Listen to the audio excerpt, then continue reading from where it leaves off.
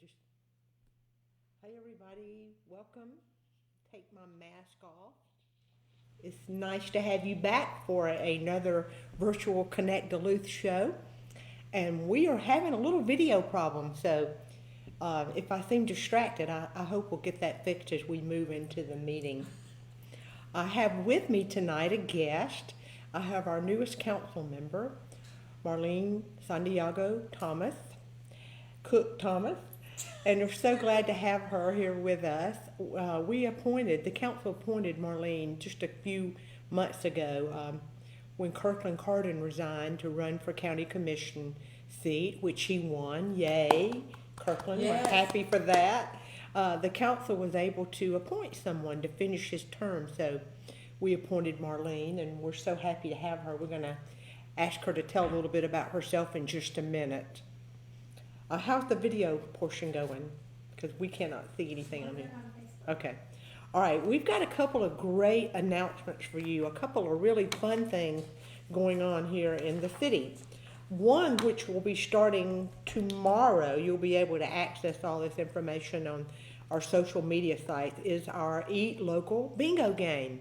And all of the restaurants will have this sticker in their window. Now, how many restaurants do you think we have in Duluth, if you were to guess? We have 120 restaurants. And that includes some of the little small restaurants that are located near and inside gas stations and things. So 120 restaurants. And so far we have 39 restaurants that have agreed to participate in this. And I think that number will grow a little bit over the night. Hopefully we'll get up to about 50 restaurants. So starting tomorrow, you can access the bingo card. And what you have to do is you have to have 5 diagonally straight across or up and down, and of course you have the free space in the middle. So you have to eat at least 4 different places, maybe 5, to get your bingo card marked, and then you'll be able to hold on to your receipt, please, and if you are one of the winners, there'll be prizes for you. So all this information comes out tomorrow. So I will revisit this again for you, but hold on to your receipts if you want to be a winner. Okay, and then also, we've been doing some surveys with you guys, and we just finished an interesting one, a residential survey, and I'm going to share some of those results with you in just a few minutes. And then we just posted another virtual survey that will start. It's already started, and you have until November 23rd to complete this survey. So we're asking you, we're begging you to please take time to complete these surveys. We want your input. We look at it, we categorize it, we talk about it, we study it. We want to put what you want in action. So please take time to take these surveys. We appreciate your feedback. Okay, now I'm going to give you a chance to get to know a little bit about Marline. And you know, I failed to mention at the very beginning, and I apologize, today is Veterans Day. Yes. And we're all so honored to participate in Veterans Day. Are you showing the video? Okay, we have a video now of some of the flags and the markers in the city of Duluth, and we take great pride in putting these markers out. Over the years, we've had to relocate some of the markers because some of our highways were getting so busy that our public works staff was like, we are a little bit afraid and intimidated to be working on the highway with some of these markers. So if they've relocated, on the website, there will be a way for you to look and find out if you're looking for a particular flag and marker. We moved a lot of them to George Rogers Boulevard, and it's really beautiful. So if you have a chance, ride around, and we thank all of our veterans for being sacrificing so much for us. So I want you to learn a little bit about Marline tonight, because she is a veteran, and she has a great story. So Marline, welcome. Thank you. So we have, in addition, we have 2 other veterans in our city council. So 3 out of the 5 council members in the city of Duluth are veterans. Mm-hmm. So we have the Army, Marines, and Air Force represented within our council members. And that's right. Kelkenberg is Air Force. Air Force. And Billy Jones with Marines. Yes. Right. So So we need, and then we have somebody who is by proxy, Navy, Yeah, because with her daughter. Bomar. Yeah, Mhm. Bomar, her daughter and son-in-law are Correct. both in the Navy. So we're well represented. We need somebody from the Coast Guard now. So my story with Duluth. First, very proud. I'm originally from Puerto Rico, and I left the island. I was born and raised there. I left when I was 17, 18 years old when I joined the U.S. Army. Long story short, I went into the Army because I was not going to go back home and hear my mother say, "I told you so," when I lost my scholarship. So, hey, joined the Army. It was almost 30 years ago, and every job that they offered me was in technology, which at the time, you can imagine, there were not many women in the field. And I kept asking the recruiter, "Are you sure you don't have something in the medical field or the band? I can play the clarinet." I didn't know that. So that was a long time ago. But the recruiter kept asking me, and he kept saying, "This is the way of the future. People will be killing for these jobs. You really need to look at this." And he worked very hard. I'm glad he did because he saw something in me that I didn't see myself. And he opened my eyes to a different opportunity, something that I never imagined. Coming from a small town, everything, if you were smart and you knew math and science, you were a teacher, a doctor, a lawyer, but something with computers, that was never crossed my mind. So I started with hardware repair, reading schematics, then started with programming, system administration, networking. When you are in the service, while that is your job, your primary mission is that of being a soldier. So you're still a soldier. You're digging foxholes, you're going out and doing everything that you see all of the other soldiers doing. During that time, I was stationed in places like Fort Campbell. 2 of my sons were born there. So, I was, in the same time that I was active duty, I was still raising my family. My youngest one was he was only a few months old when I went to Saudi for Desert Storm. Desert Storm. I was gone for about 9 months, so you can imagine. Wow. It was I have the 3 boys, and they were all under the age of 5 when I left. Came back and went to Korea, South Korea. I spent a year there. Came back and went to Fort Bragg, North Carolina. Another hardship tour, basically, because it was rapid deployment unit, a lot of time in the field. And by this point, the kids were getting older. So look at what was my next step in the military. I say I was going back to South Korea, another hardship tour. And at that point, it was a very hard decision. I often say that joining the Army was the best decision I ever made. Leaving it was one of the hardest. Wow. Because I love what I did, but at the same time, I was looking at the potential of leaving my family once again for such a long period of time, another year. So it was a decision that I don't regret. The Army has many soldiers, but my kids only have one mom. So it was time to hang up the boots. We started looking. I came to Duluth, and it was Memorial Day weekend when I was looking for a house, and the first thing that I saw was all the flags. The realtor was driving us. We went to different places, different counties, and different towns within Gwinnett. But Duluth, it was the flags. We went into a subdivision that it was right outside city limits, and they were doing a neighborhood cleanup. The people were waving, and they were just so friendly. And I thought, well, certainly they're not doing this just for me. Fell in love with the town, and that was in the end of 1998. Fell in love with Duluth. We moved here. That was the first home. We moved to another home in another area of Duluth, but still within this city.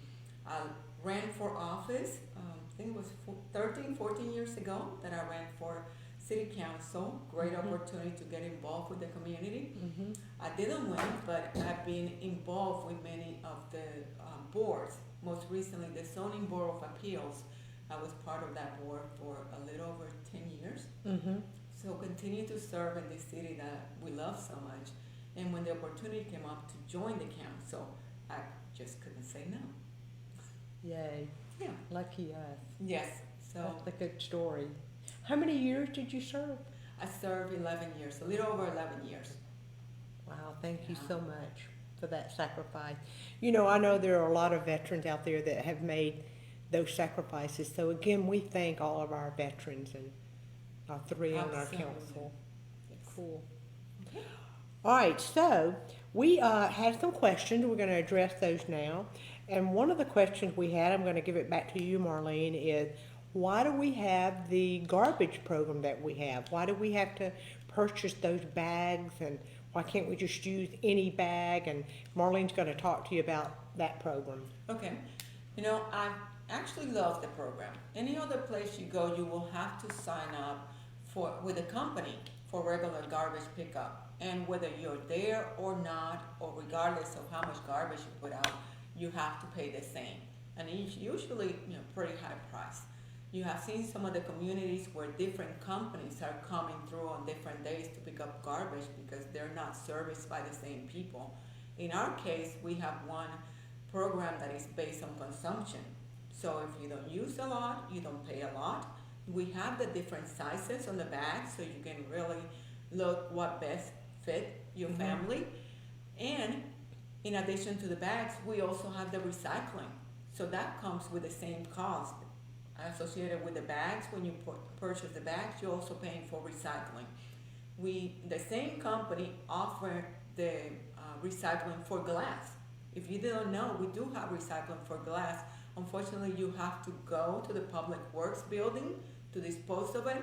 But if you go and do it there, you do not need to have the card.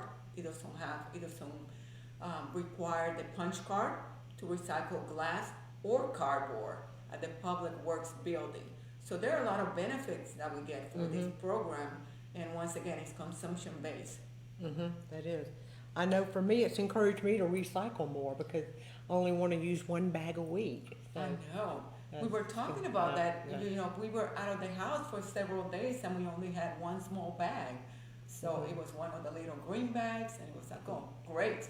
You don't spend as much. So that's the benefit of having that program. You know, Republic has given us great service, and just lately, in case you've been on one of these streets, they are having some difficult times right now because of COVID-19. They're having a hard time retaining staff and keeping their staff well. So we've had a little bit of hiccups with some of our trash pickups, but they are very responsive. So don't be discouraged because this happened on my street as well. Yeah. And they come in and talk to us during the council meeting, and Yeah, they they're had all trying. their leadership come in and speak with us, and it was a really heartfelt message that they delivered. I agree. Now, if you are having trouble with garbage pickup, you really don't need to call the city hall. There is a number on our website, and you call directly to Republic, and they have great customer service. So that's about our recycle program. Well, in addition to that, with them, you also have the bulk item pickup included in that program. So for those of you that don't know, you can call in advance, and anything from mattress or a stove, anything else, large items, Which is amazing. they get picked up as well, and that is part of that contract. So we got a lot of benefits we because do. of that program. We do, I agree. All right, the next question is about some of the things that are happening in downtown. Wanted some updates, so we're going to share some of those with you right now. Let's see, we're still having video trouble? Is everything okay on your end? Okay. We're just seeing a black screen here. So. I know, all I see is somebody put like a little three hearts over there on the comment box. That's all we can see over No. there. All right, so with COVID, okay, there we are. With COVID, we've had some delays in some of the development, but I'm happy to say that they seem to be sparking up and things are starting to happen again. So we do have quite a few projects taking place around the city. Right on Main Street, there's going to be a wine bar opening up called Gwentage Wine, and it is right next door to Bompas. So that's coming up, and I don't have a date on that one. She had said November. I know they're in there working, so I'm not sure about I know that. they removed the boards that they have at the front so you can actually see beautiful inside the place. space. And then if you go through this wine bar, out the back door, right to your left, is a new little shop called the Red Hound Gift Shop, and she's hoping to open this weekend. It's going to be gifts, and she's got some Duluth items, so that's kind of on the back side next to Truck and Tap on the corner. Okay, across the street in a building that's a favorite of mine in downtown Duluth is the old Pastorium, the little rock house. That was actually the Pastorium of my pastor when I was growing up. Really? I didn't know that. Yes, I did. I used to have little Bible classes in that house. Right. So I really was thrilled when someone bought that house and loved it. It has so much love in it right now. They have renovated that house. It is absolutely elegant. It is probably the most elegant restaurant in Gwinnett. I've had several people tell me that. They are planning on opening next week. It's the Falling Rabbit.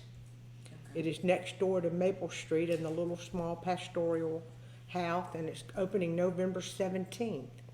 I would stay with them on social media in case that date changes, but really, you're going to be shocked. Have you been in yet? No. It's really, really beautiful. And the title, The Falling Rabbit, I know the unique title. There's a story that goes with that, so you'll have to keep up with that. You'll have to go to the restaurant to find out. It's beautiful. All right, there's some other noticeable things happening in downtown Duluth, and that is all of our new furniture. And I hope you've seen it. It's all of a bronzy color. We went with a neutral color. We're going to add some splashes of color here very soon with some new Adirondack chairs. They're going to be all different colors, but we have some new bronze furniture all over Town Green. We have tables, and we have the stand-up bars with stools. They're called the Jessie bars. Yes. And they're outside of Crave Pie. They're outside of the provision store. They're over in Parsons Alley in a few different places. Also, the gazebo behind Sweet Octopus has got a lot of the new tables because Success Brewery will be opening soon, and he'll be serving out those back windows. So look for the furniture. We're excited about it. And then we're also in the process of installing some shade sails over in Parsons Alley, and they just got started on this yesterday, and there's more to come, so it's not quite finished. We actually got this idea from visiting Avalon. If you've been to Avalon, it's a beautiful place to go and hang out. And these shade sails can be removed.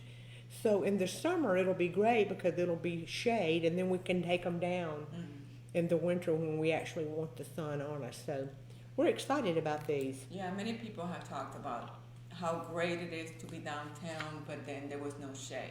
Yeah. You know, it's hard to work there if you have a laptop and you have another device trying to see and you have the reflection or sitting there, and we don't have a lot of the shade.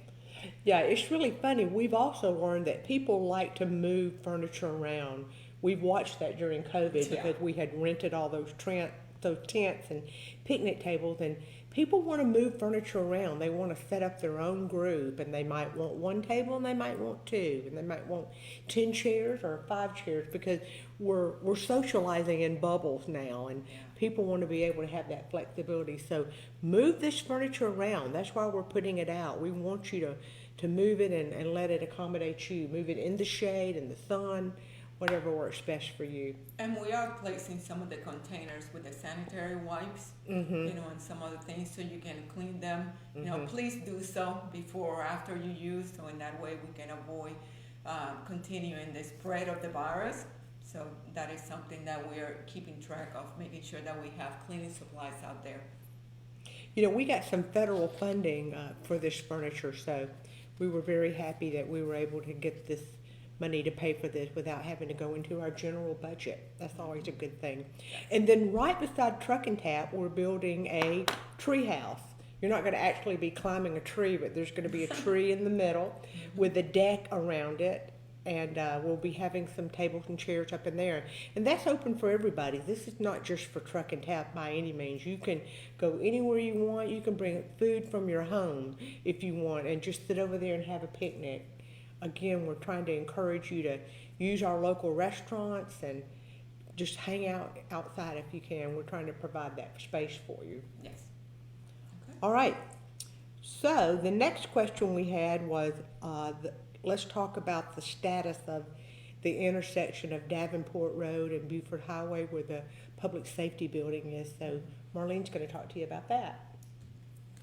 Davenport and Beaufort. Oh, that was me, wasn't it? Yes. Okay, I'll keep talking. You can help me. All right, Okay. we have been looking at this intersection since I have been mayor, which is almost 14 years. Mm-hmm. Finally, and I know you're happy as I am, we're going to get a traffic light there. We have been trying for over a decade to get a traffic light there, and the Department of Transportation We're showing the video. would not approve it until we had more development on that corner. So on your screen, you can see a picture of that development. The name of it is Soto, south of Duluth.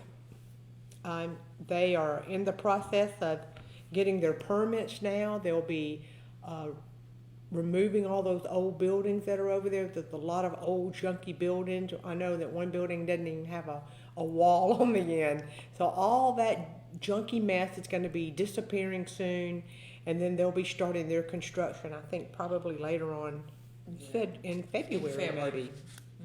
So the traffic light is probably 18 months away, maybe 2 years away. I'm so sorry. It is a dangerous intersection, and I really think about that intersection before I travel through it. So please continue to be safe through there, and we are doing our best to make it safer for you. The traffic light will be great. Okay.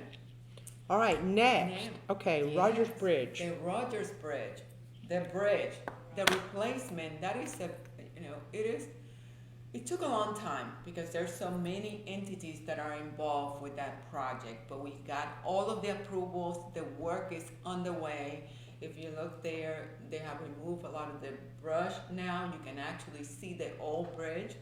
So at some point we're gonna see, there's a lot of the signs for the construction that is going on. There will be removal of that old bridge, and it will be an amazing addition to that area where we have the dog park and then we have that pedestrian bridge. You can see the rendering on your screen right now. So it will connect us to Jones Creek, and there's some parks on the other side. There's also during the summer months where we have the tubing right around there.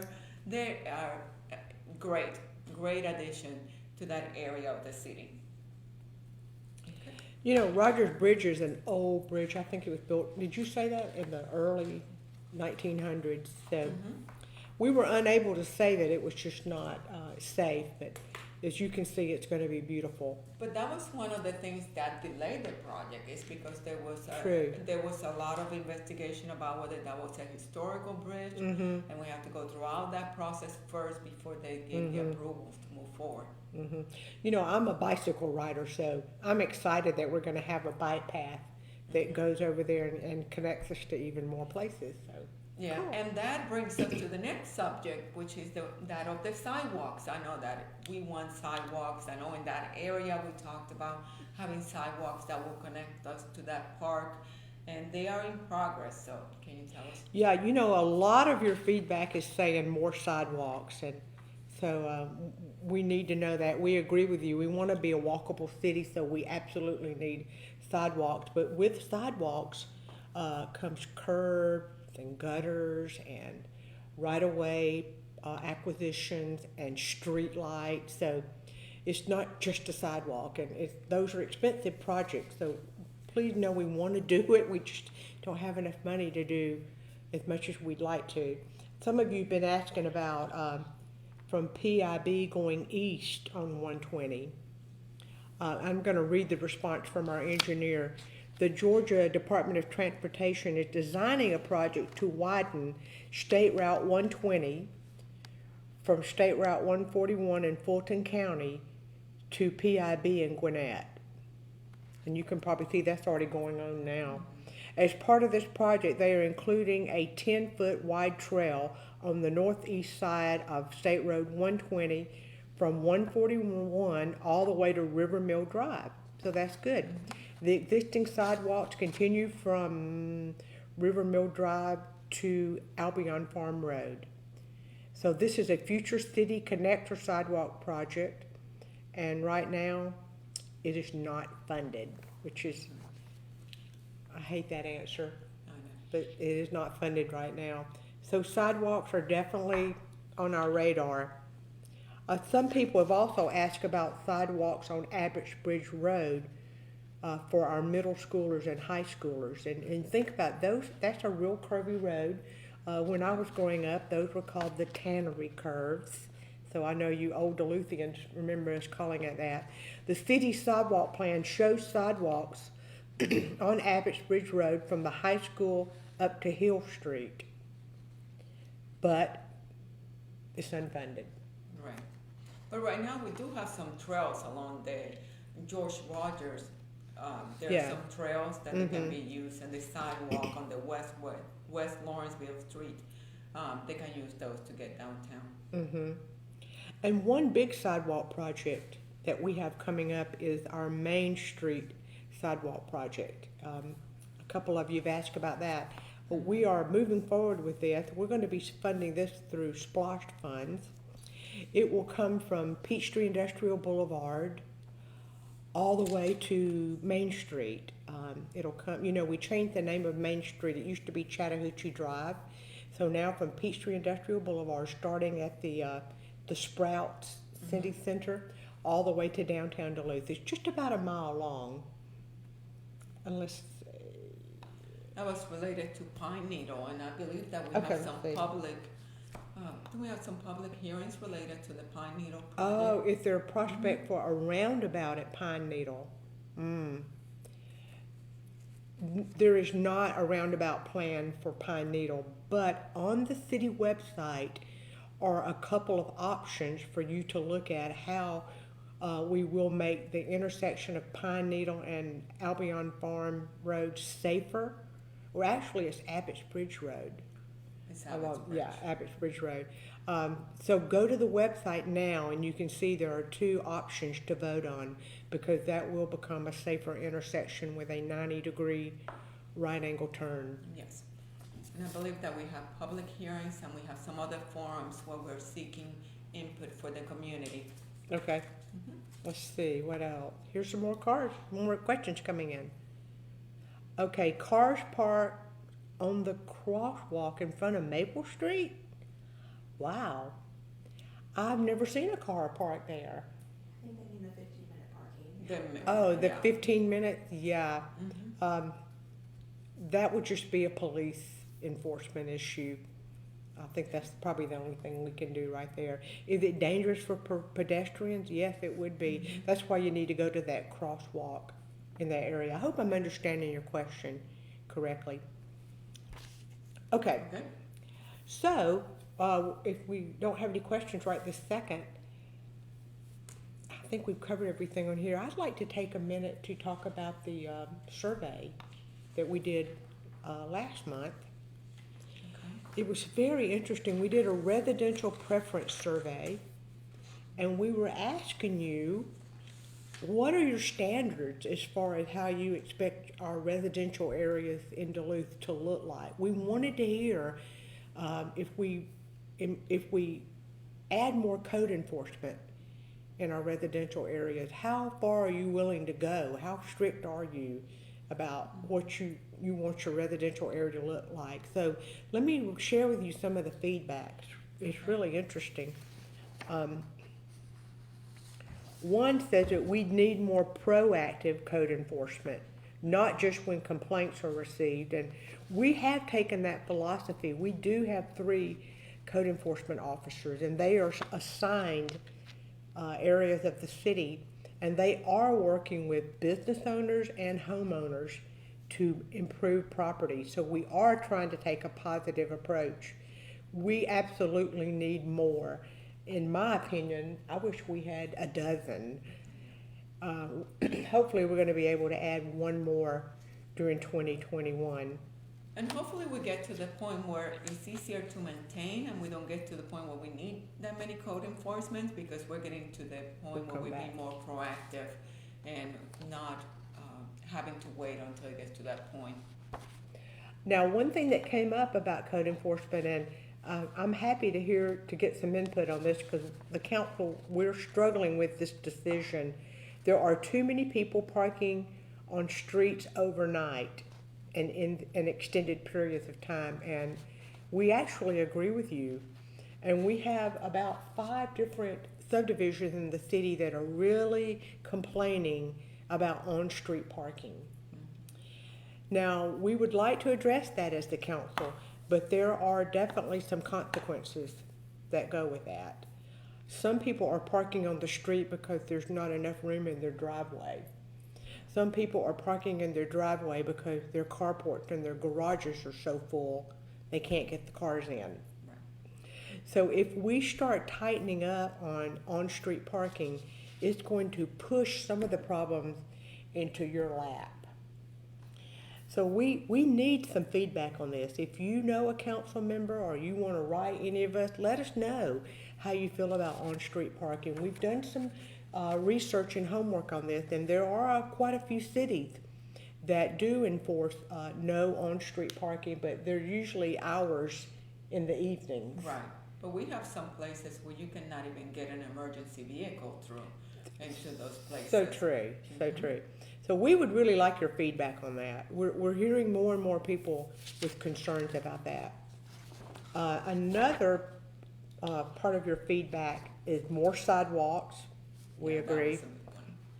We need more affordable housing. And what they mean here, this is such a good point. Some of our older homes are run down and they need a lot of work. And we so agree with you. If we could make our older homes look nicer and we could make sure those streets look just as nice as all the other streets in Duluth, I think we would have more affordable housing for people to choose from.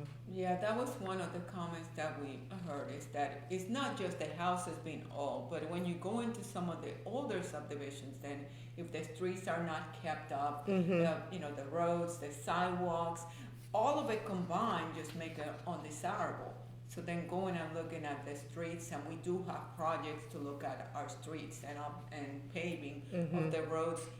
We have how many year plan where we're rotating and going through and trying to get all of the streets within the city paved, not just the patches that we were doing, but actually paving. That makes your street look better. Yeah, and then if we do something about the streets and the sidewalks and then the trees, so all the other houses around to look better, perhaps those older houses will not look as bad, and then you can go into those and make them your own and be affordable. I'm doing that right now, and I'm having a great time. I bought a 56-year-old house, and one of the feedbacks from you is we need more ranch-style houses, and we agree with you. I cannot tell you how many developers and builders we have talked to about this, and it's not us, it's the developers and builders are not willing to build these ranches because they can't get enough density on the land. They said they can't afford them.